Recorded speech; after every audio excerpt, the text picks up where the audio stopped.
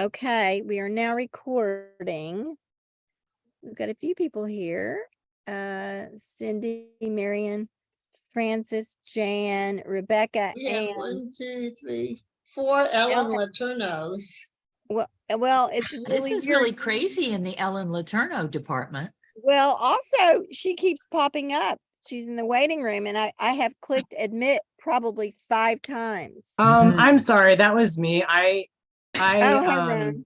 forwarded the link that she sent to me, but I think that was to like, I don't know. Oh, If we that need to explains redo that. the session, we can. I just couldn't find the link and I wanted to send it to people. So she sent me one, but I think the one that she sent me was the one that was to sign in like as her. Oh, We're good. People can just rename. It's not a big deal. Well, I want to make sure that Ellen gets on because she was having trouble. I'll text her. I made it. There, I'm on. there she is. Ellen, are you Real good? Ellen Letourneau, please stand up. Yeah. So, hi, Roan and Hello. Ellen and Francis and Jan and Rebecca. Hi, everybody, and Marion, Cindy. Hello, everybody. Okay. So I think we're in good shape. As I told the team today, my internet was out all day, so I'm at my neighbor's house sitting on the front porch. But looks like recording is in progress, and Marion, you're going to do a backup recording, and I think we're good. So, without further ado, Cindy, would you like to begin? Yes, I got a lot of slides and I will share my screen. Let's see if we can get it up in a reasonable way here. And if you have questions, I tend to maybe get off on a tangent. So in order to get all through the slides, if you have questions, put them in the chat. If there's something really pressing, maybe Mary could tell me, there's that question there. Otherwise, I'll answer them at the end. Okay, So, and if I don't see them, there's kind of a glare here on the screen. So if I don't see it, somebody let me know or speak up. maybe Marion could do that though. She's And, in. I'll watch the chat. Okay, okay. but unless it's really pressing for that slide, then I'll answer them at the end. Okay. But, Okay, and we will try to end at 8. If since that was scheduled, and so yeah, so we'll just stick. that's why I better get going here. So, Yeah, go for it, Cindy. okay, flax to linen to clothes. I like to take it all the way to clothes, and excuse me. I'm excited about doing this today, and so pretty much I believe you've all heard things about the growing, and from comments we've had while we were waiting to start, then it seems like some of you didn't have very good germination with some of your seeds. So I've plant a pound of seed per 200 square feet. So you figure how much for your space you're planting. And you can plant it when the upper part of the soil is 43 to 46 degrees. So you can plant it in cold soil. And I say that because at times I've heard people say, oh, I didn't plant my flax yet because we still might have a frost. The frost is not going to hurt it. I planted in early March here, and I'm just north of Richmond, so I'm a little warmer than many of you. But this year I planted at the end of probably last week of February because we had such mild weather. And also I was going to go to Mappa that was in June, and I wanted to make sure to get it out of the ground before then. So so the flax straw, the retted straw in this one picture there, it's the back, and in the back, and then the processed fiber that's called line flax. And then once you spin it, then it's called linen. So I've got linen yarn on that bobbin. And here's the flowers. So you plant it in early spring, harvest it 90 to 100 days later. The best growth is before the temperature gets to regularly gets to be 80 degrees. So that's what the seedlings look like. And then when they first come up, and then you can see them as they start to get some leaves on. You want it crowded and close together because otherwise you don't want it to branch off. And if you grow them for seed, so I grew one bed of my flax for seed. My beds are 4 foot by 20 foot, so 80 square foot beds. I grew one bed for seed, and I only planted half as much seed in those beds because I did want to get more seed out of that. But if you're after fiber, you want them close together. Thinner stalks are the best. And also, when you broadcast the seed, I recommend chopping it in. You could use a hard rake. I've got a 4-prong cultivator that I just chop in the soil whenever I broadcast things. And I want to cover the seed. It could be that the birds might have found it if you just had it on top. Even if you pressed it down, it would still be. That's my guess. Because I have the same seed from Landis Valley, and mine germinated okay. But then you have different weather than I do here. So in about 60 days or so, it's going to be in full flower. So there's a full flower on the left. There's going to be flowers beforehand, and it's still going to be flowers after that. But when you can look at, and there's a lot of flowers, and the flowers are only going to be there till about noon, and then they're going to fall off. So if you wait till after work or the evening, you walk out in the garden, let me see how my flax is doing. Oh, it's not flowering yet. Well, that's because the flowers all fell off. So if it had been in full flower. So check it in the morning. And so this other picture this is what it looks like when you're going to be harvesting it. I think Pennsylvania says 60% up the stalks. It's 30. Usually I think I go 30%, but anyway, when it starts yellowing at the bottom, watch it. And you're going to harvest it when you still got some green at the top. And this one on the right has been harvested the week before. This one had just been harvested. This was harvested the week before that. And the stuff on the left has been in the barn for a year. It's redded. It's been in the barn for a year. So this is one of my harvests. I don't remember how many beds I had there. So that would have been the first day after the harvest. So that was in a different year. This picture on the right is a picture of my 3 foot by 3 foot spot. That's what this is right here. And let's see. Yes, that's what that is right here. And I had harvested it, and I was let it dry. And this is before I redded it. And this other stuff here was in the bed that I let go for my 80 square foot bed that I had let go for seed. And it was all looking brown. This is, okay, so this stuff for the 3 by 3 foot, oops, I'm sorry. 3 by 3 foot spot, that had already been harvested and dried, of course, is getting ready to red. So the other stuff I just had pulled that's behind it, that's from my 80 square foot bed that I was growing out for seed, and it was all dry. I was watching it. I was going to wait till it was all golden because I was going to just get seed on, but I was keeping a watch on the seeds to make sure birds weren't getting it or the seed balls weren't falling off.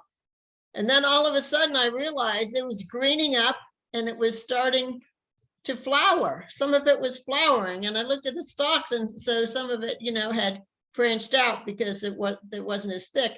And on the same stalk is the dried seed head, was already also some flowers. So I don't know why it was greening up again and starting to flower, but I pulled it all up. So that's redding now. I took the seed off before I put it to red.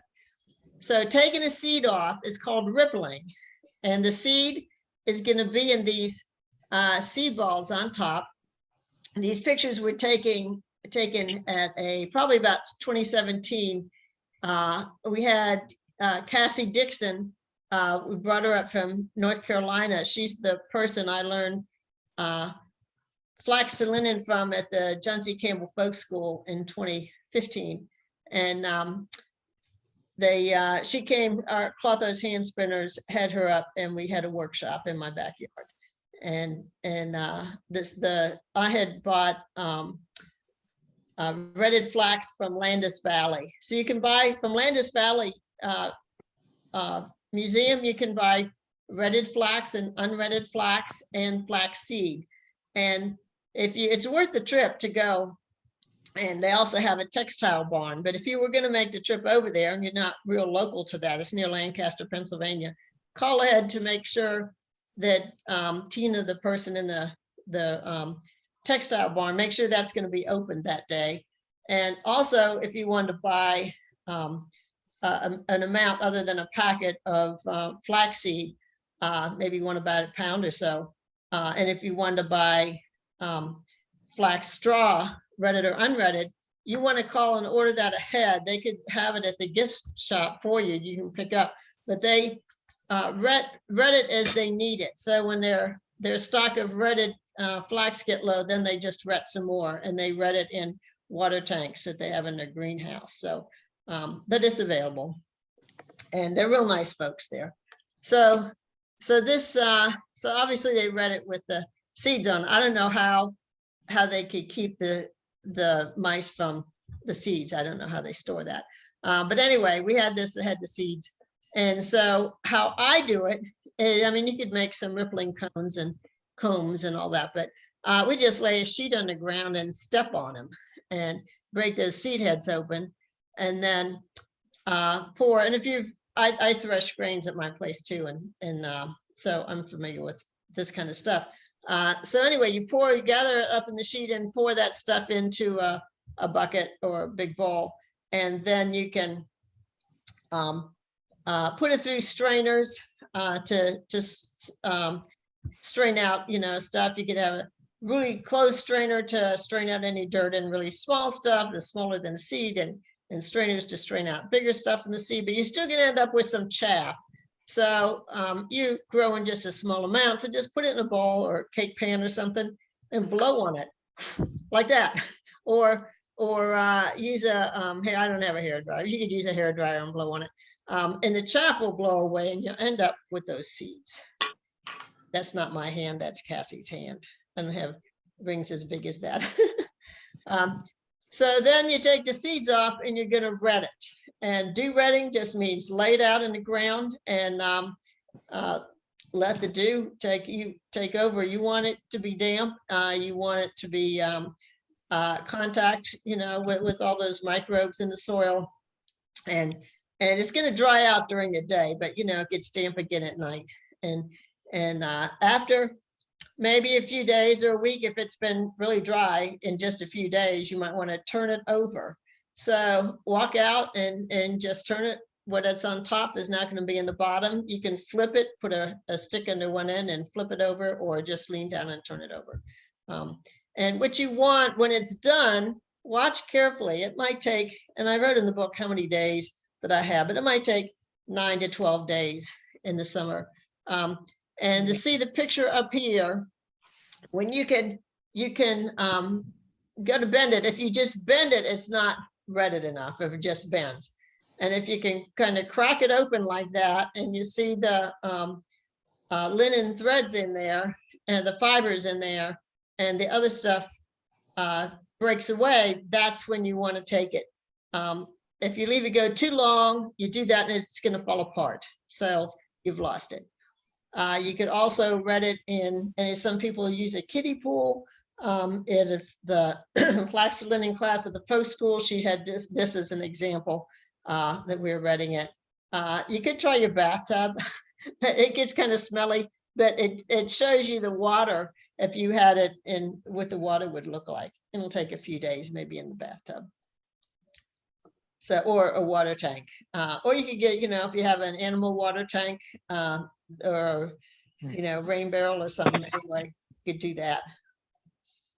So breaking, this is a thing that I don't know how many of you have a flax break yet, but the picture on the left is Cassie Dixon, who came to taught our flax and linen class in 2017, and she's using the flax break that my husband made from plans from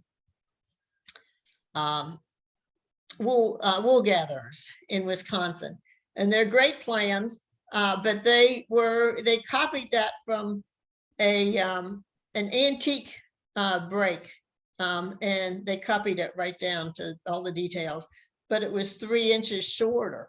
And I had used this break here before. My friend Becky Blake had loaned me this, and she had someone make that for her one year, and she used it with demos for school kids, which maybe if you're young, if you're short, very, very short, that's okay. Cassie, I'm 5'8". Cassie's probably taller than me. So you can see, so we raised this. So we added 3 inches to the plans for the wool gatherers plans. So this is 3 inches taller than their plans, but the rest is the same as the plans. And you can see she's comfortable. She's not leaning over. You know, she looks comfortable. So this person here is shorter than Cassie, but still she's having to lean over there. So these 3 pictures here were taken in 2019. My friend Jan and I had a grow your own clothes workshop, and in the morning we did flax to linen, in the afternoon we did cotton, and it was pretty fun. You had people processing their pound. They each got a pound of flax, and that we gotten from Landis Valley, and retted flax straw, and then they went at it. And so here you can see, so this was a short one. And this Kathy Sparks here and her friend Julie came all the way from Indiana to take the class. And so, but you can see that she's sitting down there, and look how, so in this picture, she's leaning way over. In this picture, she's got her arm sticking way up. Both of them are not conducive to, you know, good ergonomics. So you want to pay attention to that when you plan how you're going to process things, you know, unless you only have your one little bit. But if you're going to do it all day, you could get pretty tired. This was an early prototype of our the flax break, tabletop flax break, and Kathy there brought one from Indiana that her daughter had made her, and her daughter I don't think had much experience with it. And so anyway, made her this flax break, but we had run out of clamps. So that's why Julie's holding it down. Make sure that you clamp these things. A tabletop flax break has to be clamped to a table. So we were evaluating these two, and that's my husband there evaluating, looking at all the details. Cassie, we had made this one. We had visited Cassie in North Carolina, and she had a tabletop flax break that she used for demonstrations. And we'd taken all sorts of measurements, and my husband made one just to that, how that one was. And then it didn't work as well as I thought. So we made changes to that when we designed the one that's in the book. So that's the one in the book. So tabletop flax break and clamp, there's a clamp right there. And when we do this stuff at our house, we have a sturdy picnic table, and we can put all kinds of things, clamp it to the picnic table. And oh, by the way, Kathy Sparks that was sitting down with the flax break, she teaches, she's very much into dyeing, and she'll be teaching classes at Rhinebeck in New York, sheep and wool in October. And I checked today, so I haven't had to do any really much dyeing. You'll see I did indigo dyeing on my flax, but flax and cotton both need to be have dye, you know, they don't dye like wool, and so you need to do other things with it. So anyway, I didn't have to worry much about dyeing because I work with colored cotton, and So, but Kathy's teaching a class at Rhinebeck on dyeing cotton and linen. And earlier in the week, I checked it and there were like 5 openings. If anybody, I'm going to take that class actually. This is the first time I'm going to go to Rhinebeck. I'm having a book signing there. And so I signed up for her class. It's on Thursday though, before, a couple days before the thing starts. And I checked today though, there was only 1 opening left in the class. But on Saturday at Rhinebeck, she's teaching a flax to linen class, a hands-on. So I'm anxious to go to that to see how she's handling what she's attaching her flax breaks to. So, but this is the tabletop flax break, and these 2 pictures are in my book. So notice that this is how our refinement. It's important to make this come up to an edge. It wasn't that like that in this picture. We had that photo shoot, and then we were getting right down to the details. And I said, when I made this one, then I took the directions my husband had, all those details, and I made that. And I said, okay, we had to take this one apart and sharpen this and this part. So it makes a difference. And then you need sketching. So sketching is you're scraping all the boon off the plant. So you just with a breaking, you're going to break that stuff up, and you work on one end and do it to the middle, and then you work on the other end, do it to the middle. But then you need to scrape some of that away. And so you can use, the first time I did this, I used a piece of plywood and a piece of wood trim, and just something to scrape it away. That sketching knife could be made from a 2x4, and the board, any kind of board. We happen to have one with a live edge, and but you Google sketching boards and sketching knives, you'll see all sorts of plans for them. I have a short version of that that is good to take for a demo, but you want a tall one because you want to be able to have a good swing down on your sketching knife. There is in Pennsylvania, probably about middle of the month or so in September, I'm not sure the exact date, there's a sketching festival at Stallstown, I think it is, if that's the name of the town, a sketching festival. So anyway, they do flax to linen, and so it's something you might want to check out if you're in the vicinity. So then you need hackling. So you grow it, and you might red it, and you can put it away for a long time, and then but when you do hackling, you're going to want to break it, sketch it, and hackle it all the same day. And so after you've done the sketching, you take it and throw half the start at the end and sort of work in to pull that your flax through, and don't work with too much at one time. You get the hang of it. That's something that comes with experience, how much you want to have in your hand at one time. But you're going to work on one end, and then you're going to turn around and work on the other end. And you're going to get toe, and I want to talk about toe in a minute. But on the left, upper left, is the first flax break, or the flax hackle that I had, and that's somebody I think needs to. I'm sorry. So the flax hackle, the tines are about, I picked it up for $60 at a antique store in Maryland, antique mall, and a number of years ago, 2015. And the tines are 1/2 inch apart, and that's a medium size break. The ones at the bottom are there's an antique one here that's their tines are 1/4 inch, and that's a fine one. And I have since made this is a fine one, 1/4 inch one with just the nails, and I made a coarse one that I really like having that, and it takes out a lot of the coarse stuff right off the bat. those are an inch apart, and I sharpened those. I put them in a drill press and then just held a file up against it. But there's only like maybe 28 or so nails there, and took a while. And there's like 200 and some here. So I did not sharpen those. And then I acquired the fine one. But you know, I haven't noticed much difference between the fine one, the antique one with the really sharp ones, tines, and the one I made. So anyway, it's been working well for me. You could put 2 different size hackles.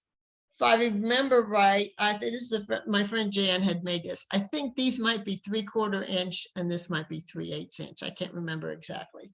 But anyway, two hackles on the same board. You know, there's a lot of ways to do that. But the directions for these hackles. And so on my screen, I'm not seeing, oops.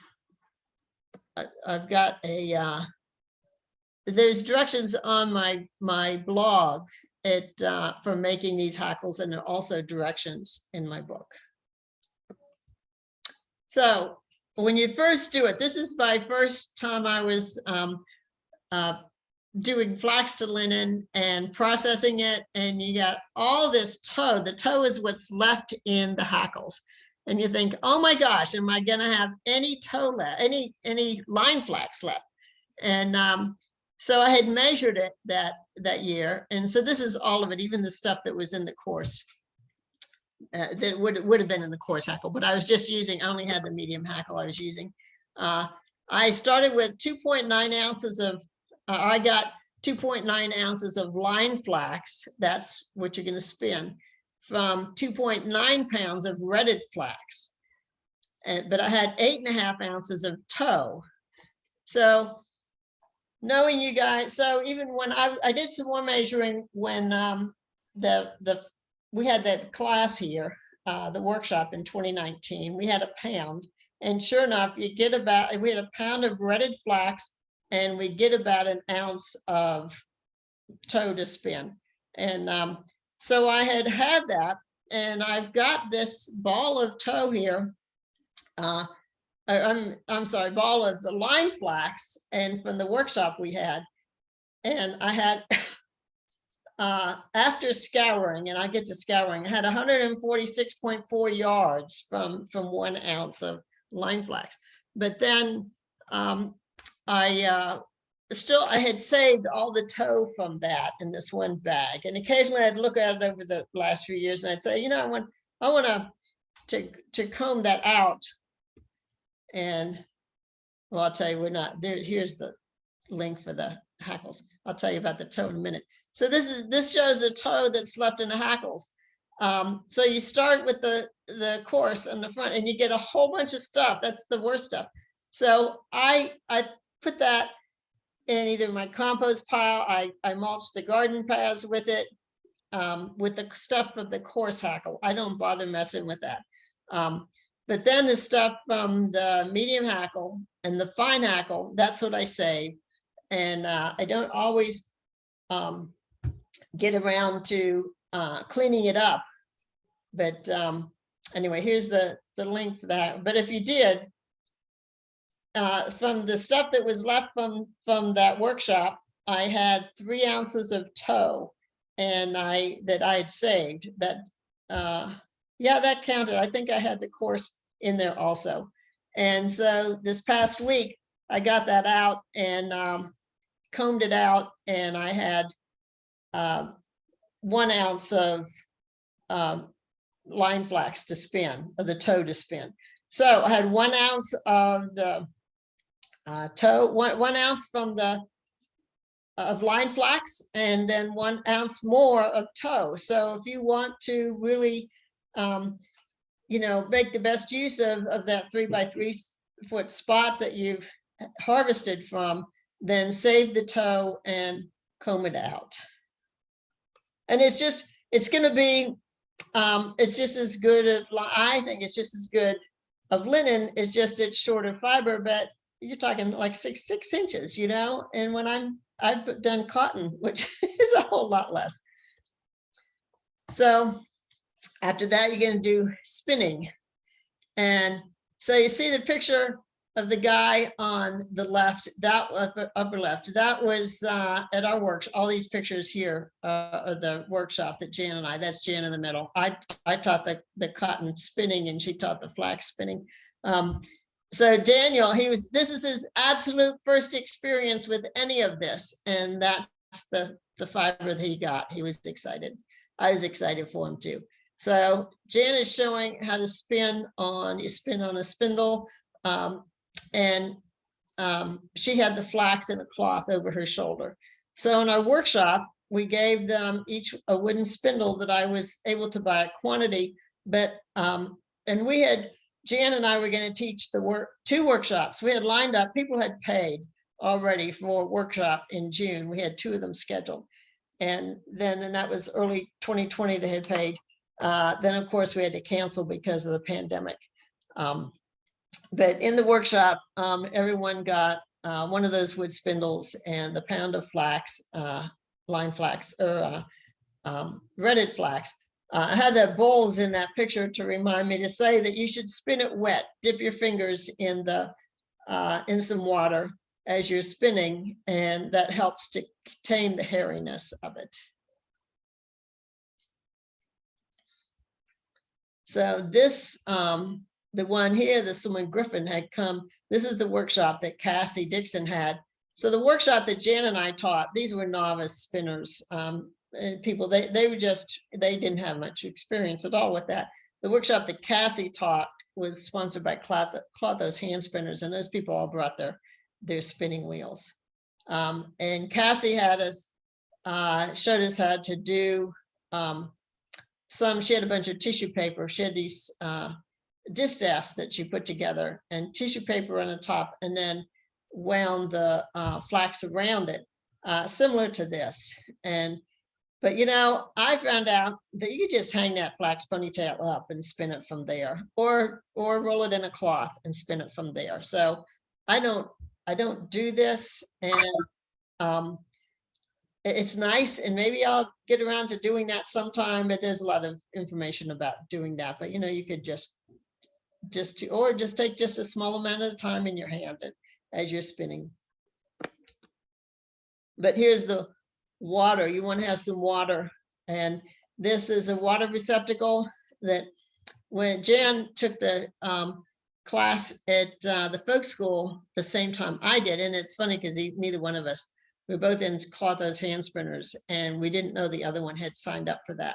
And I was more of a last minute person because I was on the wait list. And I thought, well, if I'm meant to be there, then the place will open up. And sure enough, about 2 weeks before, place opened up. So I guess I was meant to be there. But Cassie at that workshop had a thing similar to this that someone had, blacksmith friend had made for her, and it held water in that little thing at the top right there. And Jan just liked it so much that she, you know, took pictures and stuff. And she has a metal. My husband was her woodworking friend who can do stuff with wood at her request. And she also had a metalworking friend, and he made that. So, and it came to me now. Unfortunately, Jan passed August 2020. And at her memorial, I met that guy, John, the metalworking friend. And I told him, don't worry, that's in good hands. So you're going to want to, the flaxes, there's a lot of gunk on that flax, although you wouldn't notice it maybe right away. So after you spin it, you want to simmer it to set the twist. And you're going to boil, if you had a 2-gallon pot, you know, you could scale that up some, but anyway, you would have, you know, about 2 gallons of water, a tablespoon of powdered detergent or a squirt of dish soap, and 2 tablespoons of washing soda. And and it's not like dyeing where you don't want to use the same pots. You could use your kitchen pots for that. So simmer it for about 40 minutes. And so if you were doing cotton, that's all you need for cotton. That simmers at cotton, makes the color pop. But if you're doing flax, you want to do soften it some more. So the linen yarn, you're gonna, after you scour it, then you're gonna, I rinse it well and squeeze the water out in a towel, put it in a Ziploc bag and put it in the freezer for overnight. The next day, boil it in water only, like scouring, only about 40 minutes. And then do the same thing, freeze it again, another boil and another freeze. And that's how I soften up mine. You may come up with some other methods. So now you have your yarn and you get to the weaving. So I had already been weaving with cotton. And so my first weaving things were with cotton warp and linen weft. And I can remember a friend at the hand spinning group says, well, why didn't you use linen for the warp? And I said, because I already knew about cotton and as a warp, and I didn't know what linen was going to do. And it turns out you really should have, linen is a hairy fiber, and you really should put a sizing on it if you're going to do it, if you're going to use it as warp. But this was that shirt I made, and I wove it on this little table loom here, peacock table loom that I gotten at a swap meet. And so it didn't have a big shed. I'll talk about sheds in a minute. So you couldn't use a regular shuttle through there. So you can see the stick shuttle. The cloth that's on there is from cotton, from a vest I made, one of my early projects. So this is, so the cotton was the warp, which it goes up and down, and the linen, it was the weft, which would go across. And sometimes if linen is not, if it's not processed the same, grown in different batches, different years, a lot of things, it could be a little bit different color. And you can see some streaks of color here, and that's what that had, that's result of from that. So this summer I need to make a new shirt, and I want to do cotton as, now I know how to do cotton as the warp. I'm sorry, linen is the warp. So linen is going to be the warp, and if there's any variation, it would be streaks going up and down because it'd be the warp. So in my book I explain about, so I started weaving on this little loom. It's only 12 inches wide, and I'd already woven the cotton stuff on there. So I had to make patterns for whatever I wanted to do, and that I could use that 12 once. So with the cotton, if the fabric shrinks down to only 9.5 inches wide, and with it'd be closer to 10, maybe 9 3/4, with the linen in there, because the linen doesn't shrink as much. So I designed my shirts in panels. So there's a pan, that's why the neck opening is so convenient to have it. I just stopped sewing when it was here. So this is panels, a panel for each side, for the front and the back, and then there's a half panel on the side of the on the sides of the shirt. And these are 2 panels here, and then the underarm is a half panel that then goes to a point as a gusset. So, and that down here, you can see some of that variation in the color. Oh, and that shirt was woven at 16 ends per inch, for those of you weavers. So when I wove, the first thing I wove that had all linen was this vest, and taking into consideration that was, the color could be different. I was so careful with this, all the linen that I had processed for this, and it was all, then I wove it, and I did some indigo dyeing on the warp, and so every other warp thread was, and I wasn't exactly sure it was going to turn out, every other warp thread was dyed with indigo, and then all the rest was the natural color. So when I finished, and the fabric was beautiful, so I was finished it, and I decided, well, you can't just use commercial fabric for the lining. So I had some more flax in the barn from that year's harvest, but I was saving that to make a dress. So I just used the bits of flax that I had, the bits of linen yarn that I had from the other projects to make the lining, knowing that some of it would be a different color, but I thought it would just be a study in linen for me.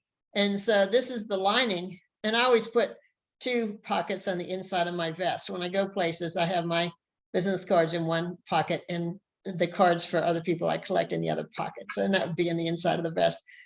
So anyway, sure enough, so you can see the difference in the color here, and there's another line here, different color. I didn't have enough. I always seem to be working like just enough. I had to keep careful records on how many yards I have, this or that, because just enough for my projects. I didn't have enough of either fabric for 2 pockets. So one is from the inside fabric, one's from the outside fabric, and the side panels were from the outside fabric. Anyway, it turns out my friends, like before I was finished, I showed it to them and they liked the inside better than the outside.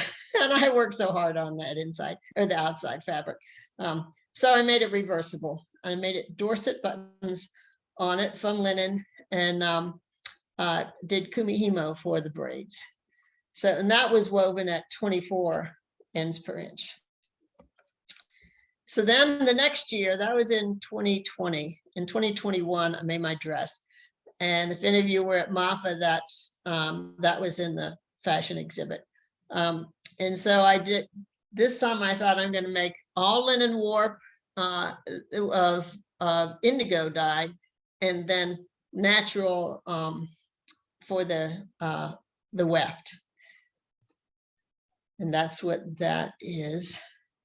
And so that's how the fabric looks. So you're going to need, you're going to have broken warps. And somebody I know said I talked about that a lot in the book, but I just don't be afraid of broken warps. There would have been a broken warp here. You can see this is still where I'm weaving at down here. But when the warp had broke, when you know, the warp would be here, the weaving had been at this point, and broke. You add another piece of yarn that's the length that'll take you all the way to the end, and just add it in there, and you know, thread it through the heddles and the reed, and then you got that extra you're going to hang off and attach it at your weaving with a just a pin, and what the rest of it hangs off the back, so it takes the place of your warp. It hangs off the back of the loom. And so here's this is a picture taken at that time. I was using these little plastic bags that I had that was for seeds or something, and I would either have a piece of cardboard in there that I had the extra yarn wrapped around. So anyway, that's what I was using for a while. Then I came up with the idea of using thread spools, and to make them heavier, because I do a lot of sewing, so I saved the spools. To make them heavier, I filled the holes with wood putty, some stuff called water putty that you mix up, and then I put a dowel in the middle. There's a little grommet, a metal grommet there to keep it from falling off. Anyway, that hangs off the end of the, this is all white cotton here. That hangs off the end of the loom in the back. But also what hangs off is those extra warp threads that were broken, and now they're hanging off. So I showed this, but in the book I show that you can put a piece of foam board between those spools and the warp threads, and they don't get tangled. But then you have another thread breaks. If you have a previous broken warp that's still long enough to come up and weave through, you can just add that as you're weaving. I don't know how experienced in weaving any of you are yet, but I only weave as wide as I need for a project. And so I figured out how much. I think I wove 17 inches on the loom, which resulted in 15-inch wide fabric. And I made the dress I designed, I made in panels. I designed it so that I could make it in panels. And here's my pattern. This is tissue pattern. You can't see the pattern so much, but anyway, that's how long it laid out. And the advantage of doing that is that then you don't have all the loom waste, but you don't, you've got finished edges. So you got to be real careful on your edges. Finished edges that's a salvage edge to sew, and you don't have to finish those off. So I mostly am weaving on a big table loom or a big floor loom now, and I'm caretaking it for someone. But here's the little loom I started with. But I also have a Louette Jane loom, Louette Jane 50 loom. 50 is, it's 19 3/4 inches wide, I believe. The 40 is like 15 3/4 inch wide. So that a lot of table looms might not have a shed deep enough for, and this is the shed. So you want to have, opens up to a nice shed. I've seen some books say you need a floor loom for linen.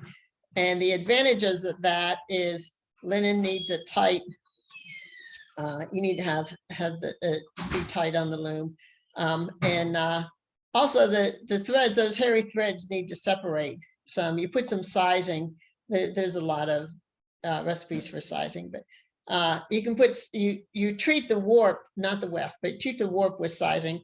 But still you're going to have some stickiness with that hairy fiber.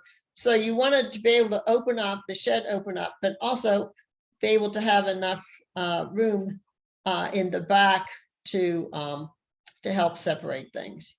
So that's why this loom would not, this loom worked really well, the little one, and if I used it as weft, but if you're using it as warp, you're going to need something different. So I have woven linen, and that's what's on here right now on this Louette Jane loom. But mostly I weave it on the floor loom, but you could use the Louette, and I'm sure there's other ones, but keep that in mind. So you want to know what your yield is. I get about 5 to 10 ounces of line flax to spin per 100 square foot planted. And so if at 5 ounces per 100 square foot, you need to plant 452 square feet if you want to make an all linen dress like mine. If your yield was 10 ounces, you need to only plant 226 square feet. So it just gives you an idea of, because some people, that's a question some people ask me. So here's the dress I made.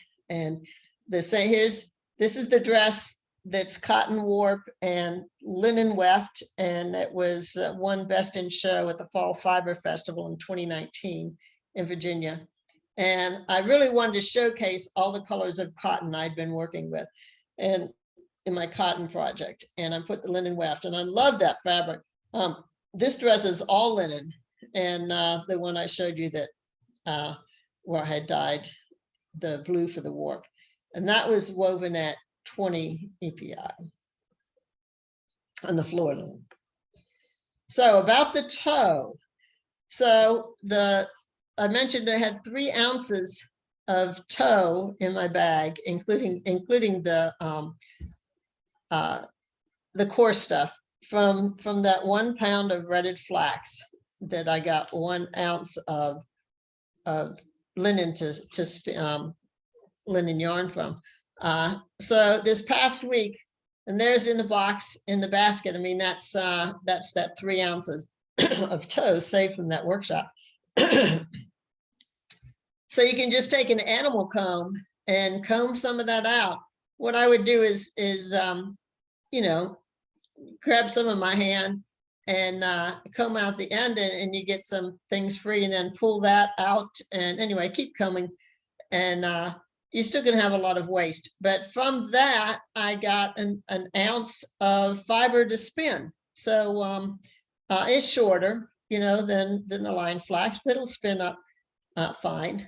And that's so I in the workshop, so that's what you can use, something like that to comb that out. And I do not use cards, like wool cards, carding. I don't do that with the toe. But I do like to spin it on a Turkish spindle. And these are Snyder spindles here. I developed for the workshop, and we're going to teach that next workshop in 2020. I really didn't like the the spindles that we gave out, because if you dropped it, the toe is very slippery. It would just slip right off. So I really like spinning on the Turkish spindles with the toe. So I'll take a basket of toe. That's the thing, is the toe that is going to be shorter, and you can take it if you go into a guild meeting or something, and it's not like handling the long line flax. And then I would just spin it on a Turkish spindle. So this one here is one that we made from screen molding and a dowel. And so that's, and we were going to be using that for I was developing that to use for the workshop that we had canceled. But that getting ready for the first workshop, Jan, who's really good at knitting, and she doesn't do much weaving, but she's really into knitting. And she says, what can I do to help? This is a few months before the workshop. And I said, well, I really wanted to show that you could do stuff with toe. And I really want to make like a tote bag, but I don't have time to mess with it. But I've got 750 yards of toe that's already spun here. It's in this ball. And but it could make 2 small bags, so knitted bags. So so here's the toe, I'll give it to you, 750 yards if you want to make one for me, one for you. So that's what she did. So there's my toe bag. I often put cotton in there and to de-seed. So the books I learned from, this linen from flaxseed to woven cloth. So I was learning in 2015. I bought that then, and I don't think this book up here was even out yet. And anyway, there was just a lot of information, a lot of history, and a lot of stuff. But I did get some really good information to learn from and to start. This book, the big book of flax, I had to decide which one I was going to buy. And eventually, obviously, I bought both. But if you only were going to get one to start, get that one. Or actually, get my book. This one here is a good book, linen, but it's out of print. It's kind of pricey right now. You can still find copies. Patricia Baines is the one who wrote that one. Linda Henrik is the one that wrote this book down here. I think she passed away in the last year or two. Stephanie Gustad wrote this book, Cotton, Flax, and Hemp. And that's good too. It doesn't have as much detail as I'd like, but it's got good information in it. But because I had such a hard time of finding the information I needed to do this, then that's why I wrote this book, Homegrown Flax and Cotton. And my title for that was From Seed to Garment, but the publisher, Stackpole Books, like this one, and DIY Guide to Growing, Processing, Spinning, and Weaving Fiber to Cloth. They were getting all the buzzwords in there that they could. So, but they've been a good publisher to work with. So my website is homeplaceearth.com, and my book is available through there, and also a couple other books I've written, but the link to my blog is there. And if any of the topics, in 2017, I wrote a whole series of flax to linen posts, and also a whole series of cotton, what to do with cotton. And then I kind of backed off after that to work on the book. But those posts are still there, and also the directions for making the hackles is in there. And if you just go to the website, homeplaceearth.com, and click over to the blog without having to remember it's the blog address, then in the search box, you could put hackles or linen or whatever, and all the posts I've written about that will come up. So I'll stop my share, and you guys can ask me questions. I see there are only 2 in the chat box. Thank you so much. You're That was welcome. very packed full of information, but succinct. So that was awesome. So I knew I had to get through it. So yeah. Question. flaxsketching.org, is that the flax, the sketching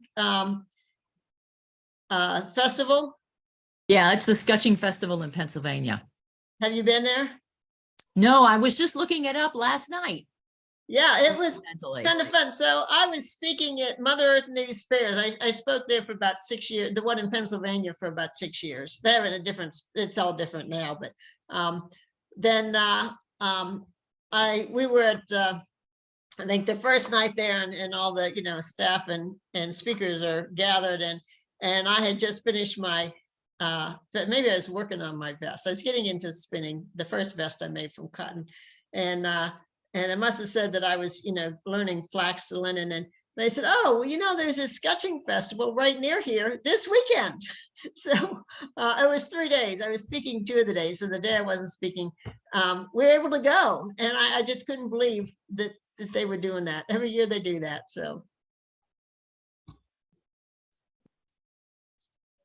anybody have any questions on what I talked about? Actually, this isn't related directly to what you talked about, but I agreed to do a second flax crop for the colder weather. And I thought I was told to plant it in July. So I haven't measured my soil temperature in a while, but I imagine it's warmer than 44 degrees Fahrenheit. Probably 65. Yeah, that's what I'm thinking, because the nighttime temperature is in the 60s and the soil might be a little colder. But so when am I supposed to put this fall crop in? Well, in my area, I personally wouldn't recommend a fall crop. And 1 year in September, I was gathering pictures for the book, and although I didn't have the publisher yet, and so I realized that I didn't have any pictures of the flax tiny. I had plenty of them flowering, but no pictures of the tiny flax plants coming up. And it was beginning of September. And then I thought, well, I could plant some flax. It doesn't matter if it doesn't go to fruition, just to get those pictures. So I had a tomato bed coming out, tomato crop, and pulled those out, planted the bed to flax so I could get those photos. And I thought, and I was then gonna just hoe those in and plant the cover crop. And I thought, maybe I'll just let it grow and see what happens. And it was slow going, and it didn't all, I only had a few flowers. And then I got busy, and I thought, maybe I'll just let it red in place. And it turned out to be a mess. I never did anything with it, but it never fully flowered. And I was planted in September, but I know some places with really hot summers plant, maybe even in November. But so I don't know what y'all want to do with that. I mean, sometimes you just have to do something to get it out of your system. And that if you're going to do that or not, or how you would adjust from there. So that's up to you. Okay, well, I did say I would try it, so I guess I'll go through with my commitment and see what happens. Yeah. I mean, we can always compost it. Yeah. Yeah, I think I was thinking of trying, or some other people were trying to do a later season planting as well, just to see how it works. Okay, all right, so yeah. But we have a bit of a different seasonal distribution throughout our group. Yeah, So. yeah, I'm in Maryland. If you can find Interstate 70, I'm just like half a mile north of that in Frederick County. Yeah. I mean, it might work. I had a question. I recently tried to do some weaving. Well, I did. I didn't just try. I succeeded at doing some weaving with hemp yarn as sort of a practice for weaving linen yarn. I was wondering like how big your shed is, and if you think that matters a lot to how easy it is to weave, because I found I had to like really beat it hard in order to get like a good picks per inch, to get like the fabric that I wanted. Mhm. I don't know, maybe my shed is kind of small. Yeah. So what kind of loom were you using?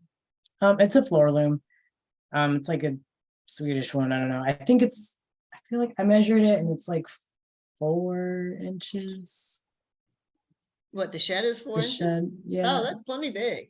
Yeah, Okay. the size of the shed doesn't have anything to do with packing the weft in. It's how you beat it.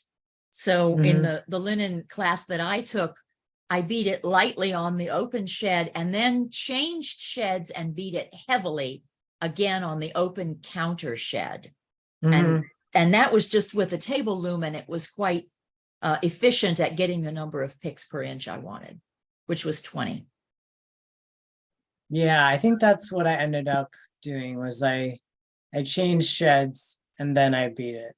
Yeah. Yeah.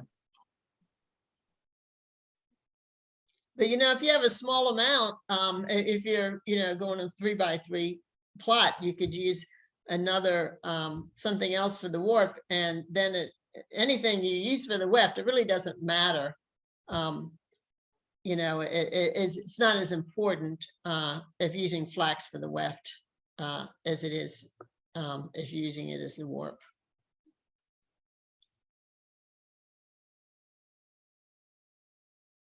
Any other questions?